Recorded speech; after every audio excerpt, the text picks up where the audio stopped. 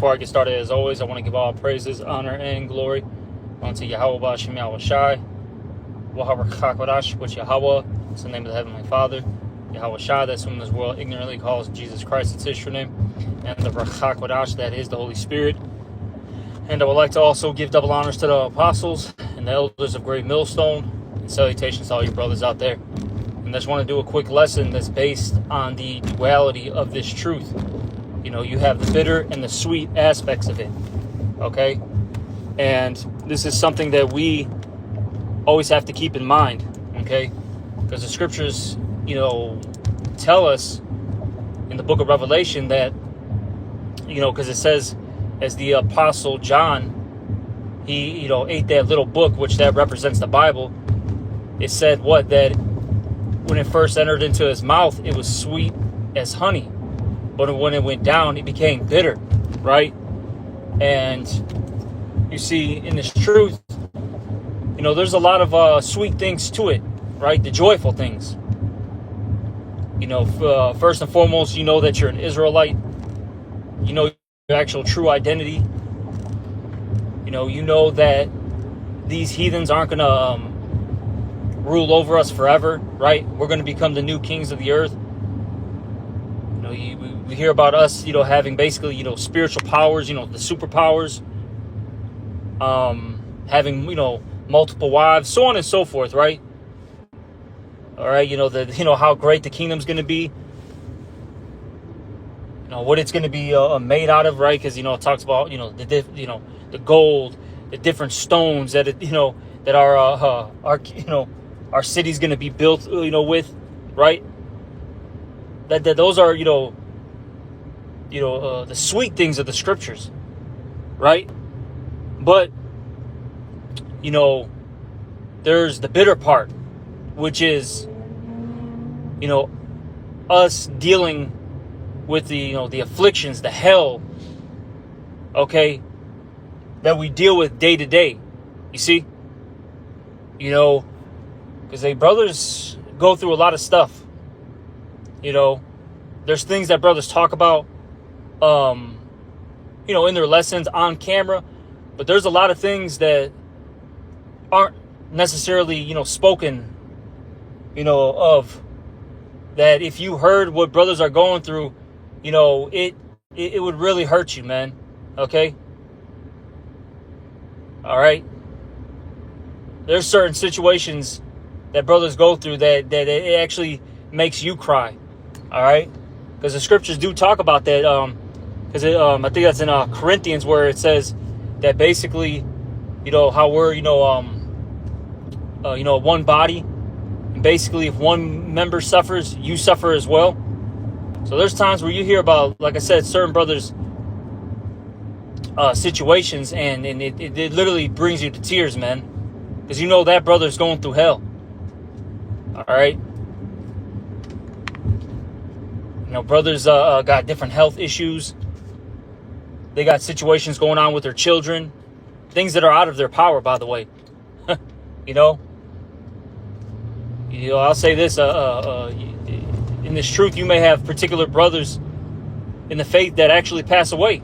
We've had a few out here in Chicago, you know, and that's something that really hurts, okay? You know, these women leaving you, you know, doing you dirty, all sorts of things. That's the bitter part of this truth, man. You having to humble down to a, you know, alphabet person, right? You know, you having to humble down to, you know, a woman that's your boss, right? There's a lot of things, man. There's a lot of things that, you know, and, you know, you gotta, you know, gird up your loins, and you gotta be patient. And you just gotta deal with it, right? Take it on the chin. Because you got certain guys that don't like that aspect of this truth, and that's why they end up falling out. And at the end of the day, you know, they didn't really believe, they didn't have the faith. All right, but point being, though, is, you know, that's what, you know, happens to a lot of these guys. It becomes too much. But a lot of them, you know, they didn't, you know, count the cost, as the scriptures say. All right? you know. But let me get this real quick. This is Proverbs 11:2. It's like 11:1. It says, a false balance is an abomination to the Lord, but a just weight is his delight. And, you know, the Lord is forcing us to deal with this affliction right now is because it's, you know, an experience that we, you know, must, you know, deal with. All right. And really, at the end of the day, it's making us more whole. Okay. All right. You see? Because these different situations that you go through or even hear about, right, from other brothers and all that, it makes you a better man. It makes you more wise. And at the end of the day, it's going to make you a better judge. Okay? You see? It's something that we had to go through. But the Lord, he isn't, you know, going to keep us in this situation forever. You know, at some point, you know, there's going to be a role change, right? A role reversal. You know, these people that are, you know, living it up right now, they're eventually going to be the ones who are, you know, in tears. They're the ones who are going to be in agony. All right? Who are going to be, you know, losing, basically. You see? Our time is almost up. Hey, we're about to, you know, we're about to be exalted. You know? You see? All right. Let me get this, though. This is the book of Psalms 126:5. They that... Let me see if there's anything else. You know, let me go up one. This is Psalms 126:4. Turn again our captivity, O Lord, as the streams in the south. They that sow in tears shall reap in joy. Okay, and that's what's about to happen. You know, we've been, you know, sowing in tears, and we're about to reap in joy. All right? The Lord is eventually going to, like I said, exalt us. You know, this punishment's not going to go on forever and ever and ever. That would make Yahweh B'Shem Yahweh Shai unjust. You see? So there's going to be a point where the Lord's going to, you know, flip, you know, the script, so to speak. All right? You see? But we just have to be, you know, patient and wait for these things. You know? You can't let the bitterness overcome you. You just have to, like I said, deal with it like a man and take it on the chin. All right? And as I like to point out, I like to tell the brothers that, look, you know, these people are actually losing as we speak right now. You know? You know, a lot of their image that they portray to the world is just nothing but smoke and mirrors. You know, people are in debt. You know, these people have terrible relationships. You know, a lot of them are on drugs. These people don't even have real friends and family. All right? You see?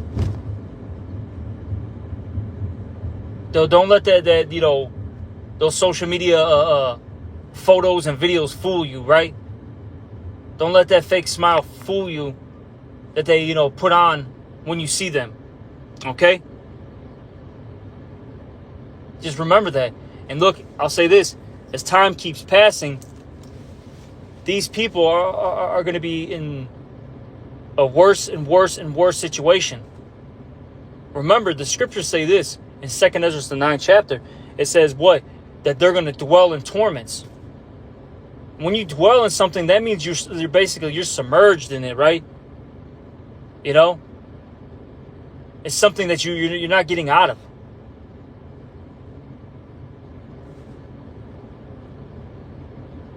And look, this process is not an overnight thing. And what I mean by that is the downfall of Babylon. It's something that is, you know, taking some time, right? You see? You got to remember, the prophets, they prophesied, years and years in whatever captivity they were in. Things didn't necessarily happen, in a day, in a week, in a month, in a year. You see? Things took time. But eventually what did occur? The downfall of that wicked empire. And that's what we're seeing right now. But like I'll say this, like in the time of Egypt, right? The Lord just didn't deliver the Israelites immediately. What did he start doing first? All those different plagues that we read about. And that's the same thing that we see here. You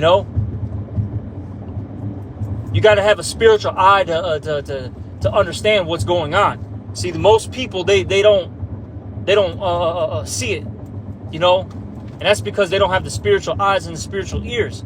The Lord has to open these things up. So they think that life is just business as usual, and that, look, there's going to be some point where there's going to be a bounce back, right? Because you got to remember, in their mind, according to what is it, Psalms 49 and 11, it says what?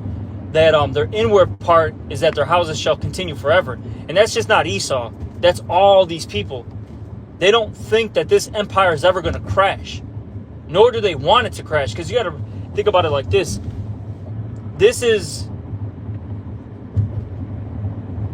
the most free, and I'm using this loosely, this is the most free people have ever been in their lives.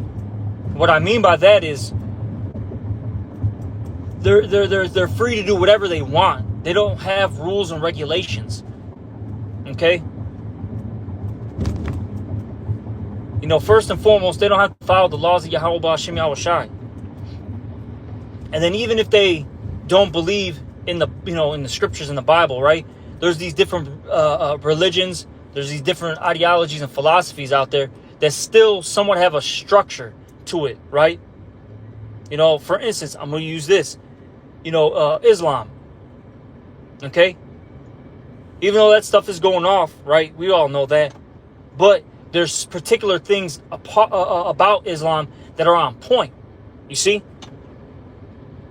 And when they come here to America, these people from these different lands, they can do whatever they want. I see it all the time. Okay? All right? In particular with these Arabs and in Elam. With those two people in particular, right? Ishmael and Elam. They come here and they have no code, after some time, right? They don't have a standard. All right? You start seeing the women, they start not wearing their traditional garments and head wraps. The men, a lot of them become sodomites. They get into the alphabet community. A lot of them, see,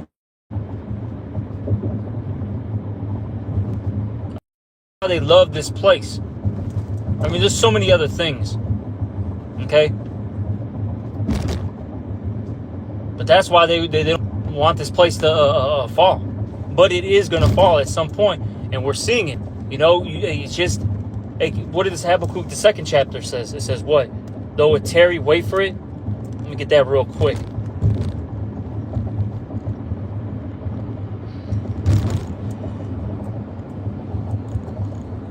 Even this infrastructure too, man, it's so through.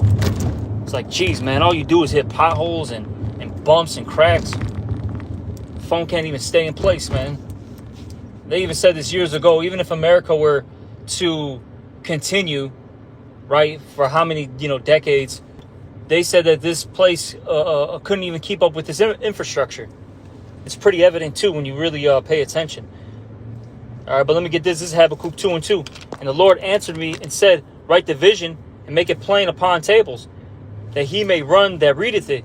For the vision is yet for an appointed time, but at the end it shall speak and not lie. Though it tarry, wait for it, because it will surely come, it will not tarry. Okay, so these visions, meaning the prophecies, have an appointed time. The Lord has a set time where these things are going to take place, okay? And look, even though it seems like it's delaying, it's, taking forever, so to speak. I'm using that loosely, okay? All right?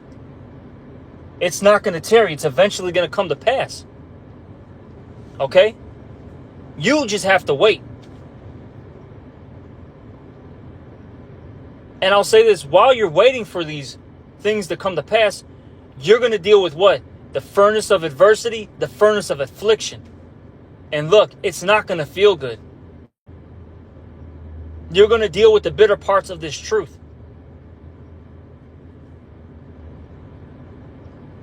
Okay? But I will say this. This is something to keep in mind. Remember the scriptures say this, and I believe in Proverbs, and I believe the book of Hebrews actually quotes Proverbs, if I'm not mistaken. It says what? The Lord chasteneth whom he loves. Okay? So if you're going through some type of affliction, the Lord's dealing with you. Okay? Because look, out here in Chicago, this is what we say. If things are going too smooth, you got to start questioning, like, are you, what are you doing wrong, man? You know what I'm saying? Like, things are going too right, so to speak. We get a little nervous out here. Okay? Because, you might have a month where things are, pretty quiet, nothing's happening. And you just, I'll say this is what I, think about, when is it coming? When is the Lord going to hit me with something? And it never fails. Eventually the Lord, starts afflicting. All right, it could be dealing with the woman. It could be dealing with your kids. It could be dealing with your health, your finances, whatever the case may be. You might get a 3-piece, man. A 3-piece combo. Right? You get hit with all 3-4 things at once. You're like, damn. All right, it is what it is. You just got to fight through it, though. Because look, eventually, what the Lord's doing, I'll say this, what the Lord's doing is purifying you. Let me get that real quick in the book of Sirach, the 2nd chapter. All right? Because it says this. This is Sirach 2. This is Sirach 2. I'm going to start at 1. My son, if thou come to serve the Lord, prepare thy soul for temptation. And best believe you're going to be tempted with women, right? Money. Your ego, right? You're going to get tempted in all sorts of ways in this truth. Best believe that. Verse 2. Set thy heart aright and constantly endure. Make not haste in the time of trouble. See, don't try to run out of, the troubles. Hey, take that ass whooping, so to speak. Don't panic. Just deal with it, and then from there, hey, just learn from the lesson the Lord is teaching you. Because that's what it all comes down to. The Lord afflicts you to teach you something. That's it. Maybe the Lord wants to have you build more faith. Maybe the Lord wants you to be less angry. Right? Maybe the Lord wants you to work on your health. I don't know. Whatever the case may be. I'll even say this. Maybe the Lord wants you to get more angry. Right? To make you really hate your situation. Real talk. Now, of course, the scriptures say what? Be angry and sin not, right? You got to control your spirit, rule your spirit. But what I'm trying to get at is the Lord puts you in certain situations where you just say, F this place, man. The Lord don't want you to be content. Remember that. Okay? Let me keep reading. This is Sirach 2 and 3. Cleave unto him and depart not away. You are going to... And it's coming very soon, man. There's a lot going on in this world.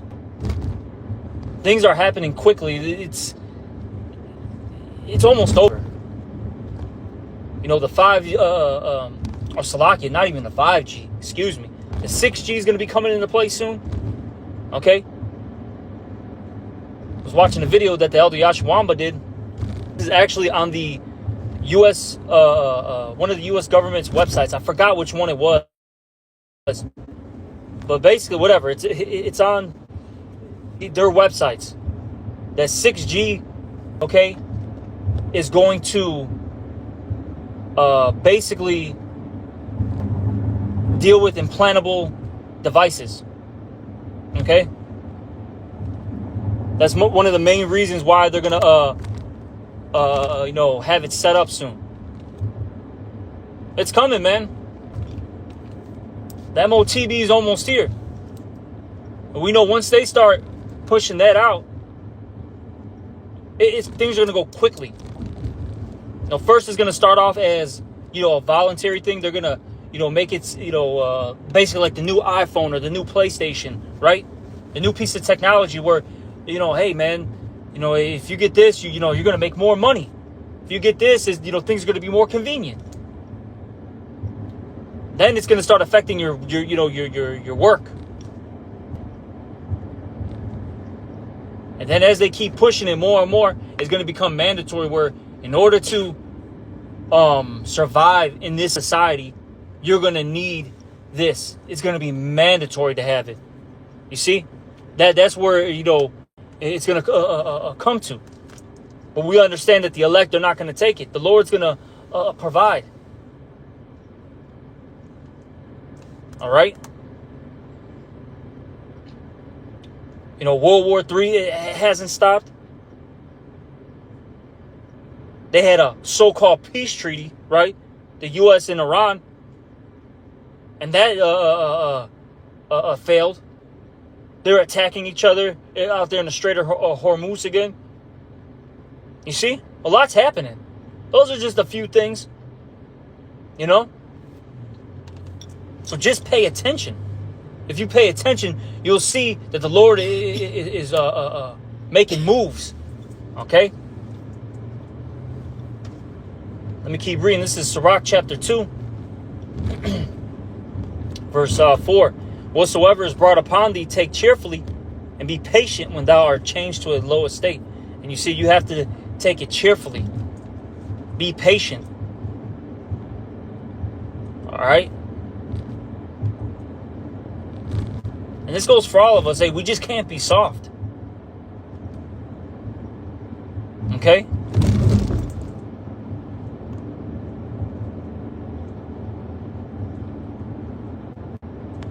You know, we got to be a tempered, you know, a sword, right?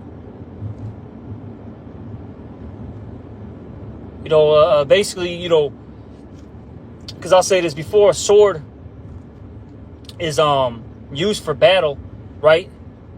You know, that metal's, you know, heated up, right? You got the smith that's constantly you know, heating it up, beating it down, cooling it off, right? You know, it goes through a process. Then eventually, once that sword is solid, right? That's when it's, you know, able to be used for battle. The point being, though, is that weapon has to, you know, go through a process, and that's what the Lord's doing to us. The refining process, you know. It's going to get into it right here. This is Sirach 2 and 5. For gold is tried in the fire, and acceptable men in the furnace of adversity. Okay? If the Lord sees you, you know, fit to be one of his men, he's going to put you through the furnace of adversity. The furnace of affliction, as it says in Isaiah as well. Okay? You're going to go through stuff.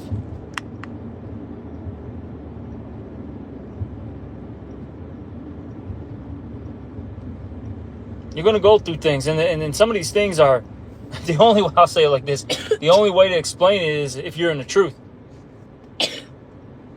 You know, it'll be the oddest things that, you know, that pop up in your life. And you're just like, damn, man, this doesn't happen to anybody else.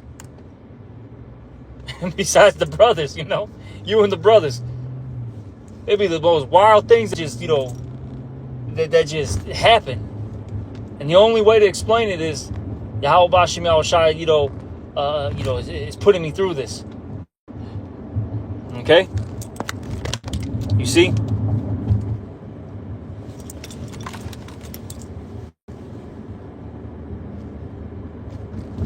You know, but the Lord's not going to keep us, I'll say this too, in this lowest state forever, because, you know, that's a part of the sweetness. And that's coming, you know. And I'll say this, at the end of the day, it's all worth it. Because look, because it tells you this in 2nd Ezra, the 7th chapter. It speaks on this. That how both the righteous and unrighteous, right? They go through afflictions. You know, but we, I think it talks about how we hope for the wide things. I think that's how it's worded. Yeah, I know I'm butchering it a little bit. I'm not, saying it correctly, but something under those lines, like, look, I'll say this, because it actually says it in 2nd Ezra, the 7th chapter. It's a lot of verses, actually. But it says what? It says that that this is our lot, our portion as a nation right now. We got to go through these things. This is something that's a must. It's mandatory. It's not an option. Okay? Because that's the thing, too. Even if you're not in this truth, you still go through hell. Like, look at our people, man. You know, you got a lot of our people, they're trapped in these ghettos. A lot of our people are trapped in these reservations, trapped in the favelas, whatever, you know, whatever you want to call it, right? These terrible living quarters, you know. All right. Our people are constantly getting used, you know, by the heathens. Don't have successful businesses. They hate one another. Like, our people are in a fucked up condition.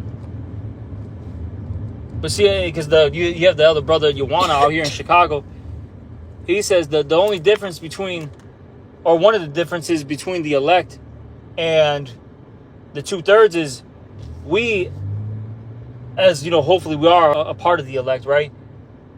We're turning ourselves in. We're saying, look, Yahweh Bashim Yahushai, we've done wrong.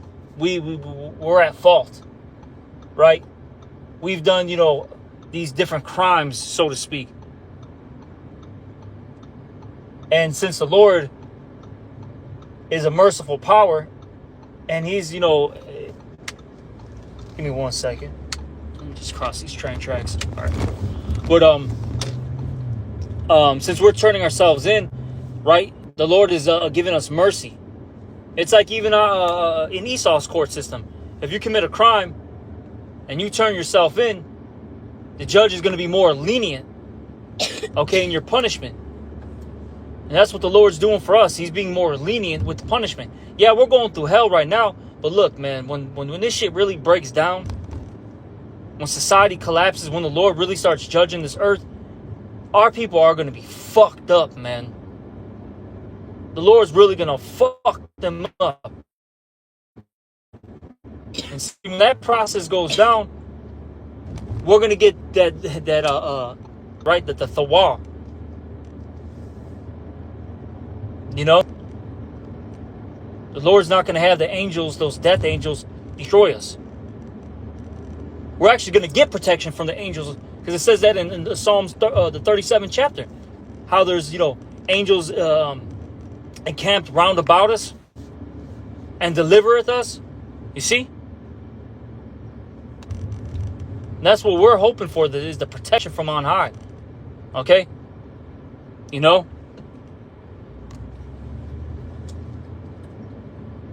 Because that's the only way to get out of this situation in the times, especially in the times to come. But I'll even say right now, because if you don't have Yahweh Bashim Yahushai, you're absolutely through. You know? But it's really going to hit in those days to come. That's why the scriptures talk about in 2nd Ezra, what? Then shall they know whom are my chosen? Because once those high-level miracles start happening, people are going to know that we're the men of the Lord. Okay? It's really going to hit these people. It's really going to sink in. You see? And these are the sweet things. And the Lord, man, it's all about balance, and it's just so beautiful. Okay? Hey, but, I just wanted to talk, about, the truth, the duality of it, all right? Brothers, hey, just keep your head up, keep fighting, keep pushing. Hey, deal with the bitterness. It's going to make you a better person anyways. Okay? Look, there's a lot of great things coming. It's already starting, man. Hey, the scriptures say this. I brought this out actually last week. The scriptures say this, man. In the book of, I think in the Matthew. I know it's in the Gospels. I believe Matthew. Maybe it's in Mark as well, too. It says what? The kingdom of heaven is within you. The kingdom's already here, man. This wisdom, knowledge, and understanding is building us up. It's exalting us.